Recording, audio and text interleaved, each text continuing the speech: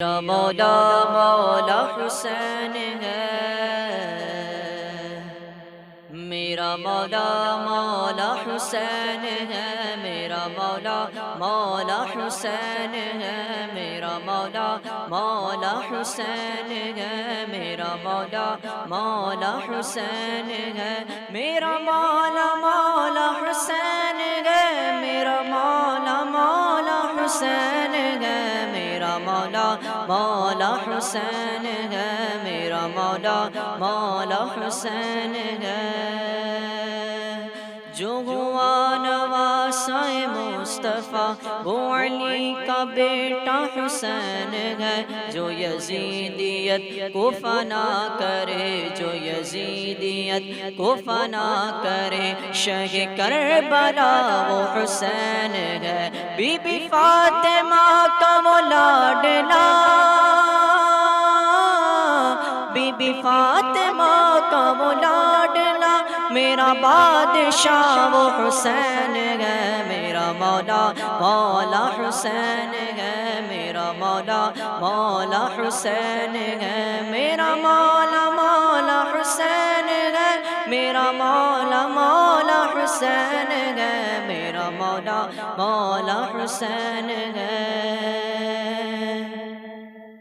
کیا سناؤں واقعہ کربلا، ہائے تیر نیزہ کہاں لگا، کیا سناؤں واقعہ کربلا، ہائے تیر نیزہ کہاں لگا، جسے چومتے رگ مصطفیٰ وہ حسینی سر تھا کٹا ہوا، سارا گھر کا گھر بھی لٹا دیا،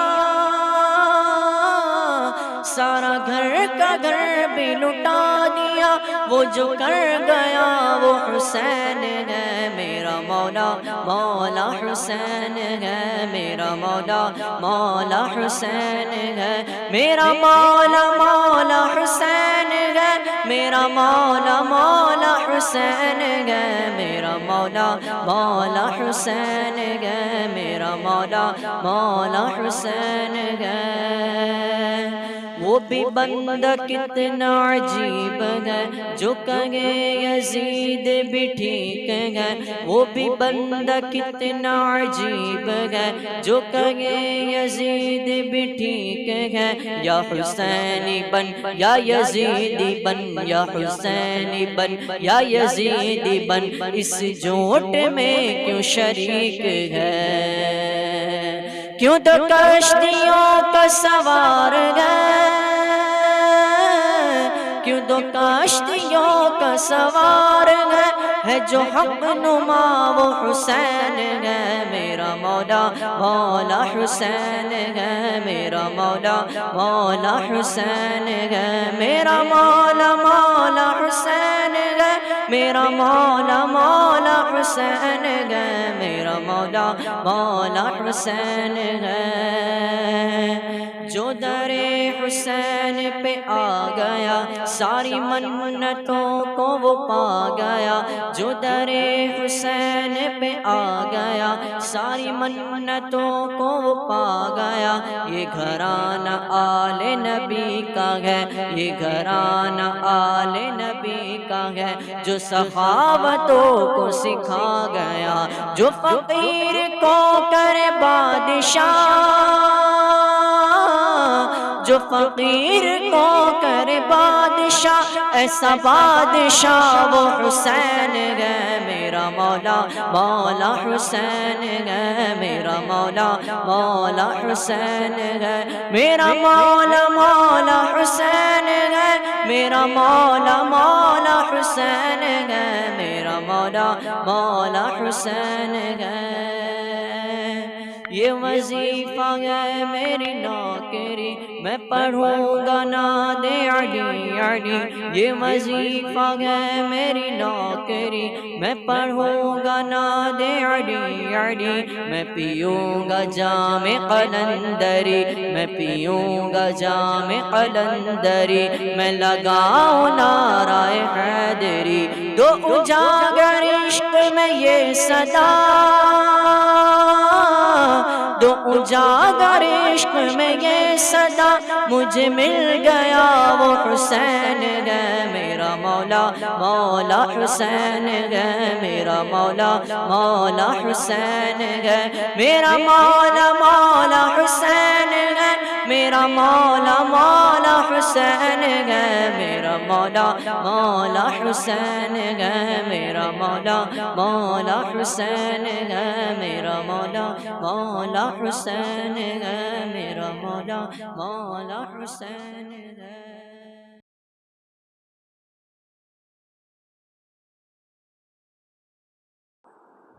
محترم ناظرین، السلام علیکم ورحمۃ اللہ وبرکاتہ۔ الحمدللہ العلی الکبیر الاحد، والصلاة والسلام علی من کان نبیا وآدم بین الروح والجسد، وعلی آلہ وصحبہ الی الابد۔ اما بعد فاعوذ باللہ من الشیطان الرجیم، بسم اللہ الرحمن الرحیم، فاسألوا اہل الذکر ان کنتم لا تعلمون، صدق اللہ العظیم۔ الصلاة والسلام علیک یا رسول اللہ، الصلاة والسلام علیک یا نبی اللہ، وعلی آلک وَأَصْحَابِكَ یا شفیعنا یوم الجزاء، صلی اللہ تعالی علیہ وسلم۔ محترم حضرات، آج ہم آپ کے سامنے عاشوراء کے حوالے سے گفتگو کریں گے۔ آپ کو معلوم ہوگا کہ روز و شب میں بعض راتوں کو اور بعض دنوں کو اللہ رب العزت نے دیگر ایام اور دیگر راتوں سے برتری اور فضیلت عطا فرمائی ہے۔ انہی دنوں میں ایک مقدس دین یوم عاشوراء ہے۔ یوم عاشوراء یہ یقیناً بڑی فضیلت کا حامل ہے۔ عاشوراء کے دن میرے رب کی خصوصی رحمتوں کا نزول ہوتا ہے۔ عاشوراء کے دن اللہ رب العزت اپنے بندوں پر اپنی رحمتوں کا سلسلہ بڑھا دیتا ہے۔ عاشوراء کے دن اللہ رب العزت کے خصوصی انعامات کی برسات ہوتی ہے۔ اس لیے اس دن کی اہمیت اور اس دن کے محتم بالشان ہونے کے حوالے سے ہمیں کچھ معلومات ہونی چاہیے۔ تو آئیے میں اسی کے متعلق کچھ گفتگو کروں۔ سب سے پہلے ہم عاشوراء کی جو تاریخی اہمیت ہے اس کے متعلق گفتگو کریں۔ آپ تاریخ کی کتابوں کا مطالعہ کریں اور بالخصوص نبی کریم صلی اللہ تعالی علیہ وسلم کے فرامین عالیہ کو آپ پڑھیں تو آپ کو اندازہ ہوگا کہ اس دین کو اللہ رب العزت نے کتنی فضیلتیں اور کتنی برکتیں اور کتنی رحمتیں عطا فرمائی ہیں۔ آئیے میں آپ کو بتاؤں کہ یہ وہ مبارک دن ہے کہ جس دن میں بڑے بڑے کام اور بڑے بڑے امور انجام پائیں، اور اللہ رب العزت نے اس دن میں اپنے مخصوص بندوں کے حوالے سے بڑی برکتیں عطا فرمائی۔ آپ دیکھیں، ملاحظہ فرمائیں کہ عاشوراء کا دن یہ کس قدر ہمارے لیے بابرکت ہے، اور بڑے بڑے واقعات اسی تاریخ اور اسی دن میں رونما ہوئے۔ جب بڑے بڑے واقعات کسی تاریخ میں رونما ہوتے ہیں تو اس دن کی فضیلت میں اور اضافہ ہو جاتا ہے۔ آپ دیکھیں، سب سے پہلے یوم عاشوراء ہی میں آسمان اور زمین، قلم اور حضرت آدم علیہ السلام کو پیدا کیا گیا، اور اسی میں حضرت حوا رضی اللہ تعالی عنہا کی بھی تخلیق ہوئی۔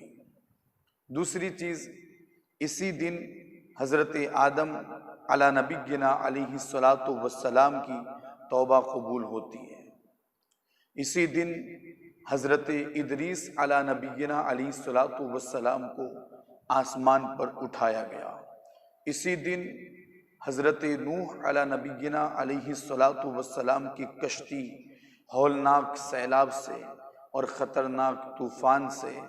محفوظ ہو کر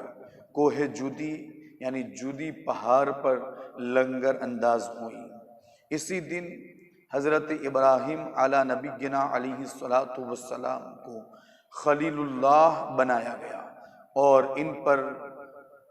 آگ کو گلزار کر دیا گیا،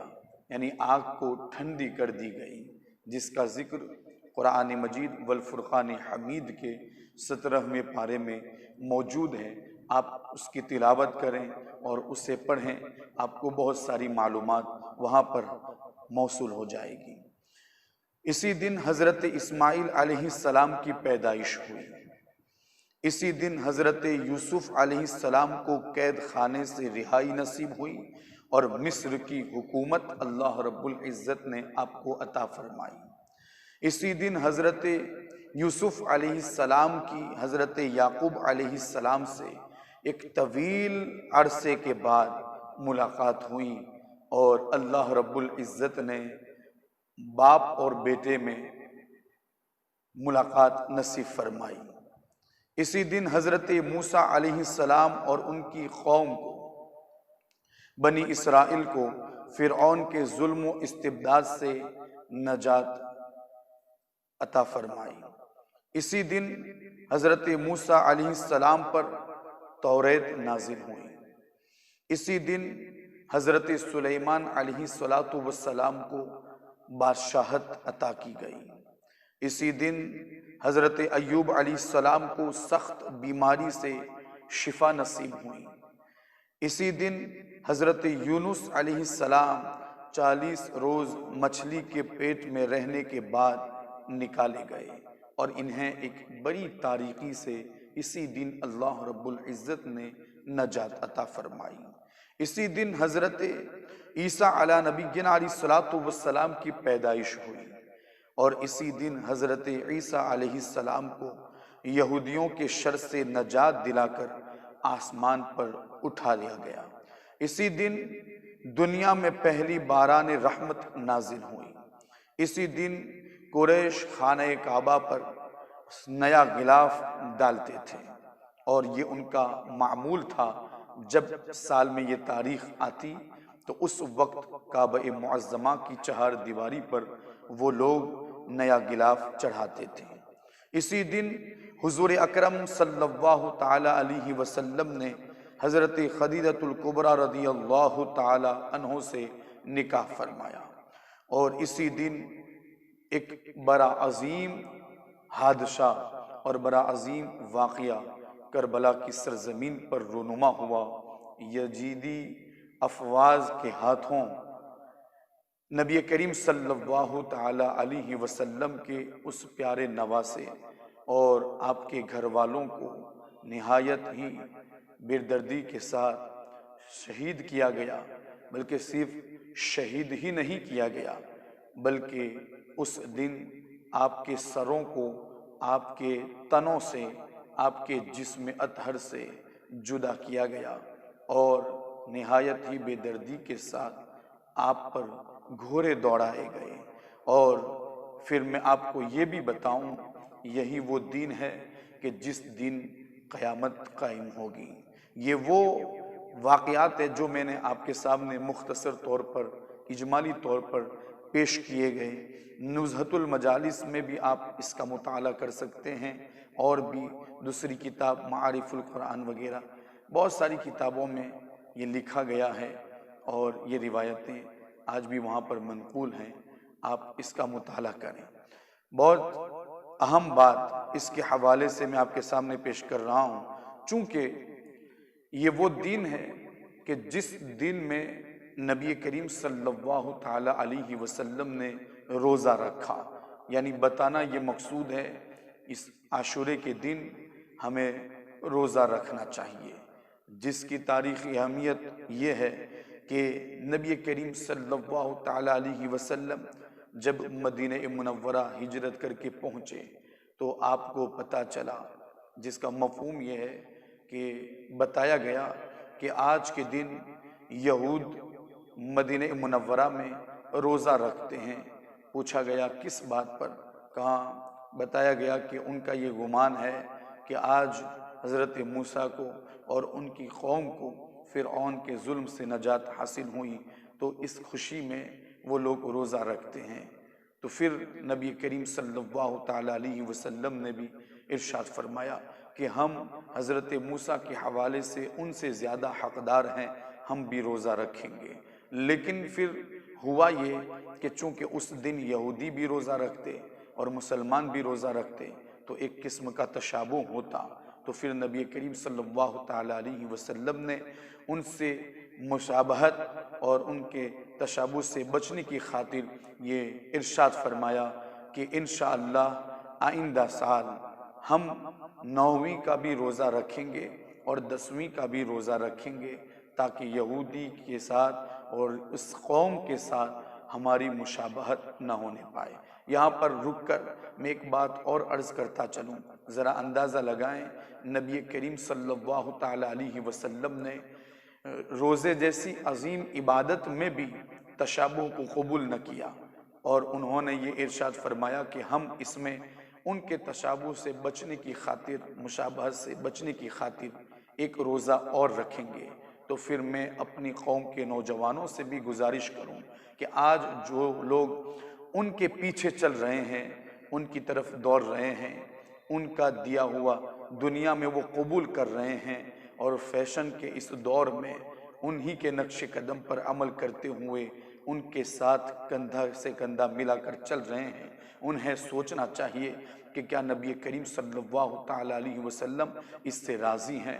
یاد رکھیں، ہمارے لیے نبی کریم صلی اللہ تعالیٰ علیہ وسلم کی سنت ہی کافی ہے کہ ہم ان کے نقش قدم پر چلیں، ان کی سنتوں کے پابند ہوں، تو پھر یہی وہ سنت مبارکہ ہیں جو یقیناً ہماری دنیا بھی سنوار دے گی اور ہماری آخرت بھی سنوار دے گی، اور سب سے بڑی بات کہ عالم برزخ میں بھی ان کی سنتوں پر عمل کرنا کام آئے گا۔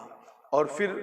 یہ ہمیں سوچنا چاہیے کہ نبی کریم صلی اللہ تعالیٰ علیہ وسلم کا وہ لایا ہوا دین، آپ کی سنتیں کس قدر پیاری سنتیں ہیں کہ اگر بندہ مومن آپ کی سنتوں پر عمل کرتا ہے اور آپ کے کہے پر عمل کرتا ہے، آپ کی اطاعت کرتا ہے، تو پھر قرآن میں جنت کا وعدہ فرمایا گیا کہ بندہ مومن کو مصطفیٰ کریم کی اطاعت، جو کہ اللہ ہی کی اطاعت ہے، اس پر عمل کرنے کی وجہ سے جنت کے باغات دیے جائیں گے۔ یارو، میں آپ سے پوچھنا چاہتا ہوں، مجھے بتاؤ، نبی کریم صلی اللہ تعالیٰ علیہ وسلم کی اطاعت میں ہمارے لیے فائدہ ہے کہ نہیں؟ جنت سے بھر کر اور کون سی نعمت ہو سکتی ہے؟ اور یاد رکھیں، قرآن بھی تو خود ارشاد فرماتا ہے، جسے جنت نصیب ہو گئی، جسے جنت کی بہاریں نصیب ہو گئیں، اس نے بڑی کامیابی حاصل کر لی۔ لہذا گزارش یہی ہے کہ ہم یہودیوں کی مشابہت سے بچیں، ان سے دور رہیں، اور نبی کریم صلی اللہ تعالیٰ علیہ وسلم کی سنتوں کو اپنائیں، حضور کی ذات اور ان کی اطاعت سے قریب ہوں، آپ کے غلاموں سے قریب ہوں، تاکہ اللہ رب العزت دین و دنیا کی برکتیں ہمیں نصیب فرمائیں۔ آئے اس دین میں جو روزہ ہم رکھتے ہیں، اس کی فضیلت کے حوالے سے بھی میں آپ کے سامنے کچھ باتیں پیش کرنا چاہتا ہوں، ملاحظہ فرمائیں۔ عاشورے کے روزے کی بڑی فضیلت آئی ہے، اور مسلم شریف اور بخاری شریف جیسی اہم کتابوں کے اندر، مشہور کتابوں کے اندر اس کو ذکر کیا گیا ہے، اس کی فضیلت کو ملاحظہ فرمائیں۔ حضرت عبداللہ ابن عباس رضی اللہ عنہ فرماتے ہیں، ما رأیت النبی صلی اللہ تعالی علیہ وسلم یتحری صیام یوم فضلہ علی غیری الا هذا اليوم یوم عاشورہ وهذا الشہر یعنی شہر رمضان۔ نبی کریم صلی اللہ تعالی علیہ وسلم کے چچا کے بیٹے حضرت عبداللہ ابن عباس رضی اللہ تعالی عنہ سے روایت فرماتے ہیں کہ نبی کریم صلی اللہ تعالی علیہ وسلم کو میں نے کسی فضیلت والے دین کے روزے کا اہتمام بہت زیادہ کرتے نہیں دیکھا سوائے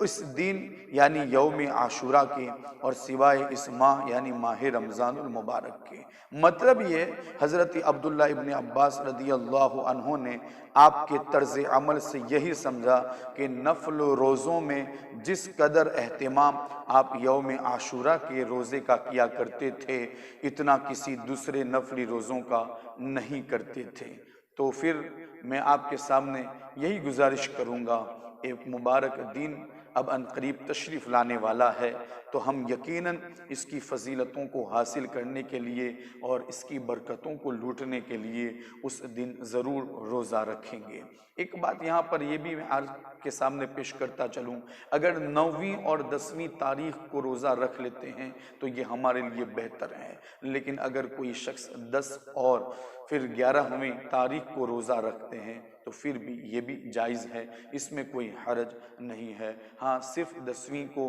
روزہ رکھنا یہ بعض بزرگان دین کے نزدیک یہ مکروہ ہے، اس لیے ہمارے لیے ضروری ہے کہ ہم ان روزوں کا اہتمام کریں، اور نبی کریم صلی اللہ تعالی علیہ وسلم نے ہمارے لیے جو فضیلتیں قائم کی ہیں اس کو لوٹنے کی کوشش کریں۔ اور بھی بہت ساری فضیلتیں وارد ہوئی ہیں، میں آپ کے سامنے ایک اور فضیلت پیش کرتا ہوں، ملاحظہ فرمائیں۔ ان ابی قتادہ رضی اللہ عنہ قال قال رسول اللہ صلی اللہ تعالی علیہ وسلم انی احتسب علی اللہ ان یکفر السنۃ التي قبلہ۔ نبی کریم صلی اللہ تعالی علیہ وسلم، یہ مسلم شریف کی حدیث مبارکہ ہے، آقا کریم صلی اللہ تعالی علیہ وسلم نے ارشاد فرمایا کہ مجھے امید ہے کہ عاشورہ کے دن کا روزہ گزشتہ سال کے گناہوں کا کفارہ ہو جائے گا۔ یارو ہمارے گناہ اتنے ہیں کہ ہمیں خود اس کا اندازہ نہیں ہے، ہم چلتے ہیں تو گناہ، ہم بیٹھتے ہیں تو گناہ کرتے ہیں، نہ جانے کئی قسم کے گناہوں میں ہم ملوث ہیں۔ تو پھر اب ہمارے لیے ضروری ہے کہ ایسے دنوں کی برکتیں حاصل کر کے ہم اپنے گناہوں کے کفارہ کا کام کریں، اور ہم اپنے رب سے اپنی مغفرت کروائیں۔ دیکھیں رب تبارک و تعالیٰ نے ہمارے لیے مبارک دنوں میں کتنی برکتیں رکھی ہیں۔ اگر کوئی روزہ رکھتا ہے تو اللہ رب العزت اس مبارک دین میں ہمارے پچھلے سال کے گناہ وہ معاف فرماتا ہے۔ یہ کتنی بڑی فضیلت ہے کہ اگر ہم یہ روزہ رکھ لیتے ہیں تو ہمارے پچھلے گناہ معاف ہوں گے۔ یہاں پر یہ بھی میں گزارش کروں کہ ایسے روزوں کی جو فضیلت وارد ہوئی ہے کہ جس میں گناہوں کے کفارے اور گناہوں کی مغفرت کا اعلان ہے، اس سے گناہ صغیرہ مراد ہے۔ اپنے رب کی رحمت پر امید رکھیں اور روزہ رکھیں تاکہ اللہ رب العزت اس روزے کی برکت سے ہمیں پورے سال امن و امان بھی عطا فرمائیں، اور ساتھ ہی ساتھ اللہ رب العزت ہمارے گناہوں کی مغفرت کا پروانہ بھی عطا فرمائے۔ ایک بات یہاں پر یہ بھی میں عرض کرتا چلوں، عاشورہ کے دن کے حوالے سے بتایا گیا ہے کہ عاشورہ کے دن اپنے گھر والوں پر دسترخوان کو وسیع کرنے سے اللہ رب العزت پورے سال اس گھر میں رزق میں برکتیں عطا فرماتا ہے۔ تو پھر آپ سے گزارش ہے اپنے گھر والوں پر دسترخوان کو وسیع کیجئے اور غریب کو کھلانے کا اہتمام بھی کیجئے، اور بھی بہت سارے نیک کام ہیں جو ہم اس مبارک دن میں کر سکتے ہیں، جیسے کسی غریب کے سر پر ہاتھ پھیرنا اور اس کو تسلی دینا، اس کی امداد کرنا، اور ساتھ ہی ساتھ غریب کے گھر پر جا کر اس کی ضرورت کو پورا کرنے کی کوشش کرنا، امام عالی مقام کے نام پر اور امام علی مقام کے جو مشن انہوں نے آگے بڑھایا ہے، اس مشن کو لے کر اگر ہم چاہیں تو اس کے ذریعے بھی بہت سارا کام کر سکتے ہیں۔ حسین کے نام پر ہم کسی غریب کے گھر کی تعمیر بھی کروا سکتے ہیں، حسین کے نام پر ہم کسی غریب بچی کی شادی بھی کروا سکتے ہیں، حسین کے نام پر فضول خرچی سے بچنے کی خاطر ہم کسی غریب اور جو بیمار ہوں ان کی بیمار پرسی کرتے ہوئے ان کو نذرانے بھی پیش کر سکتے ہیں، اس لیے کہ یہی امام علی مقام کا رویہ تھا، یہی ان کا طریقہ تھا۔ اس دین میں انہوں نے جو شہادت جو پیش کی ہے، جو قربانی پیش کی ہے، اس کا مقصد بھی یہی ہے کہ غم امت ہم اپنے دل میں پیدا کریں، فکر امت پیدا کریں، تو اس دین میں بالخصوص ان کے اس مشن کو بھی آگے بڑھائیں۔ اور ساتھ ہی ساتھ آخری یہ جملے بھی میں آپ کے سامنے پیش کروں تاکہ میری قوم کے سینوں میں یہ پیوست ہو جائیں، اتر جائیں، کہ عاشورہ کے دن ہم یہ نیت کریں کہ ہم امام علی مقام کے نام پر جہاں پر سبیلوں کا اہتمام کرتے ہیں، مجلسوں اور محفلوں کا اہتمام کرتے ہیں، تو پھر اسی دن میں انہی کے نام پر ہم اپنی طرف سے جتنی اللہ نے ہمارے رزق میں وسعت دی ہے، میں مالداروں سے بالخصوص گزارش کرتا ہوں وہ نیت کرے اتنے مبارک دن میں کہ جتنی وسعت اللہ رب العزت نے انہیں اپنے رزق میں دی ہے، تو پھر وہ یہ نیت کریں کہ انشاءاللہ امام علی مقام اور آپ کے گھر والوں کے نام سے میں اس دنیا میں جب تک رہوں گا ہر سال کسی نہ کسی کو حافظ قرآن بناتا رہوں گا، عالم دین بناتا رہوں گا، دینی اور دنیاوی ایجوکیشن کے حوالے سے میں اپنے محلے کے غریب طلبہ اور غریب بچوں کو آگے بڑھاتا رہوں گا۔ یہ بہت بڑا کارنامہ ہوگا اگر آپ انجام دیتے ہیں، چونکہ اس کی بڑی فضیلت ہے، سب سے بڑی فضیلت ہے کہ اگر آپ نے کسی کو پڑھایا امام علی مقام کے نام پر تو یہ آپ نے بہت بڑا کام انجام دیا۔ اب اس کا انعام یہ ہوگا کہ جب تک وہ اس علم کے ذریعے اس علم کی روشنی کو پھیلاتا رہے گا، اللہ رب العزت آپ کے اس دنیا سے چلے جانے کے بعد آپ کی قبر کی تاریکی کو بھی دور فرمائے گا اور آپ کی آخرت کی تاریکی کو بھی دور فرمائے گا۔ یہ بڑا اہم کام ہے، ان دنوں میں ہمیں کرنا چاہیے، اور بالخصوص امام علی مقام کے حوالے سے ہمیں خوب اِثارِ ثواب کا اہتمام کرنا چاہیے تاکہ اللہ رب العزت ہمیں اس دن کی برکتیں مزید نصیب فرمائیں۔ استغفر اللہ ربی من کل ذنب واتوب الیہ وما علینا الا البلاغ۔ السلام علیکم ورحمۃ اللہ وبرکاتہ۔